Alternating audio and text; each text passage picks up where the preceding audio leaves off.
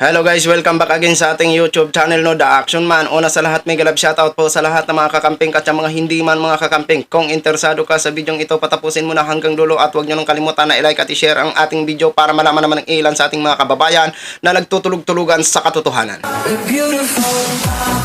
So muli naman nagbabalik ang nag-iisa inyong host na si The Action Man para magbigay ng komentaryo at reaction sa mga mainit ng issue ng bayan.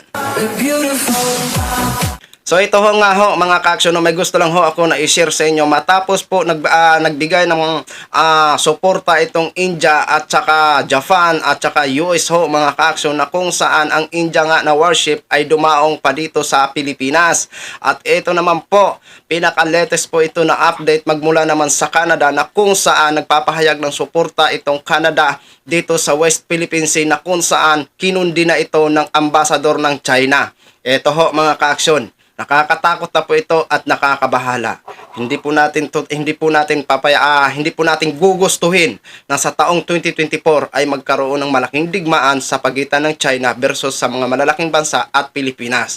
Dahil kahit anong mangyari, tayo po ay apektado at kawawa ho ang ating mga kabataan. Bago ho tayo magtuloy-tuloy mga ka-action, panoorin na po natin ang nasabing latest update. Kinundina ng bansang China ang suporta ng Canada sa Pilipinas ukol sa mga umano'y paglabag sa kanilang soberanya sa South China Sea.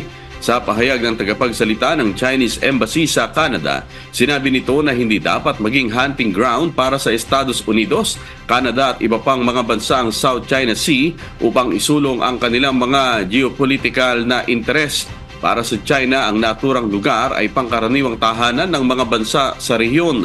Dagdag pa nito, ang Canada bilang isang bansang nasa labas ng rehiyon ay nagbibigay lakas loob sa umano'y paglabag ng Pilipinas sa soberanya ng China at nilabag ang layunin at prinsipyo ng United Nations Charter. Nauna nang nagsumite ang Pilipinas ng isang diplomatic protest laban sa China matapos ang kamakailang harassment sa Scarborough Shoal at Ayungin Shoal sa West Philippine Sea. Kabilang ang Pilipinas sa mga lugar ng South China Sea na sakop ng kanyang exclusive economic zone at continental shelf na bahagi ng West Philippine Sea.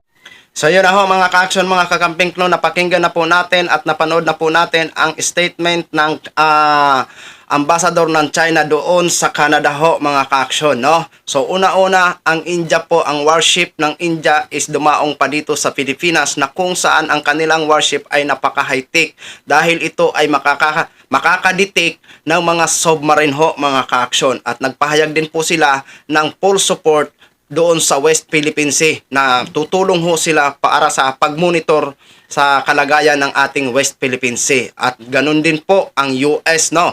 Ayan, tumutulong na din po sila sa pagbantay, at ang Japan at ang Australia ho mga ka-action. So ito po ang sitwasyon na to ay nakakatakot at nakakabahala na po, at ito nga po ang pinaka-latest update na kung saan nagpakita na rin ng suporta itong Canada dyan sa West Philippine Sea, at ito po ang kinundina ng ambassador ng China. Ito pong sunod-sunod na pagpapakita ng suporta ng malalaking bansa. Sana wag naman po humantong sa gera. Baka sa darating na 2024, baka magkaroon ho ng malaking digmaan sa pagitan ng mga iba't ibang bansa dahilan lang sa West Philippine Sea ho mga ka-action. At magpapasalamat din po tayo na nandyan po ang mga bansa na tunay na kaibigan, na handa po tayong ipaglaban o ipagtanggol ang ating sariling bakuran. Di ba? So, ito po ang Japan, ito po ang India mga ka-action, ay napaka-powerful po ito. Powerful po sila pagdating sa digmaan kung ang usapan ay pinakapangyarihan na powerful dito sa Asia. Asia ang pinag-uusapan ho natin ha. Oh, kung ang China at ang India, hindi ho makapenetrate ang China sa India. Oo. Dahil alam nyo ho kung bakit mga ka-action? Dahil may mga kagamitan sila na wala po ang China, na hindi kakayanin ng China. Kaya hindi po sila pinapakailaman masyado ng China ho mga ka-action. Di ba? Kaya kung tutuusin lang, sa India, takot na yung mga Chinese, mga tsakwat na yan.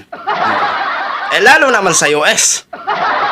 Usapang Asia lang po yun ha. Usapang Asia lang ho. Ang pinaka medyo powerful na mga bansa sa Asia na hindi kaya penetrate ng China, Japan at India at iba pa mga ka-action.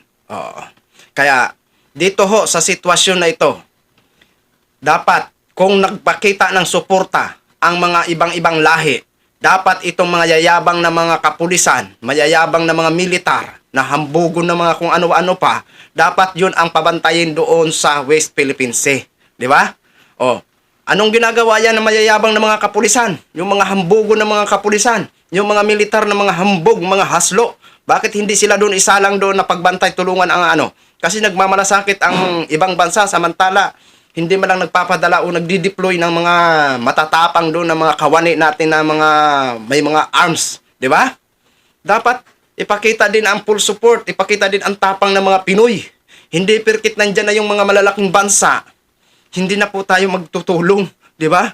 Dapat nga ho sana tayong mag-ano dyan yung gobyerno ho talaga ang na bantayan nyo yan kung kailangan niya. Total, marami naman ang mga kapulisan ng mga hambugon, ng mga mayayabang, no? At marami naman ang matatapang na mga militar na ubod ng kayabangan, di ba? Bakit hindi doon isalang? Di ba? Silang pabantayin doon 24/7. So yun lang ho mga ka-action, no? Gin-update ko lang po kayo. Maraming salamat po sa ating mga viewers, Luzon, Visayas at Mindanao all over the world. Ako po ang inyong lingkod si The Action Man. Have a good day, everyone. Beautiful.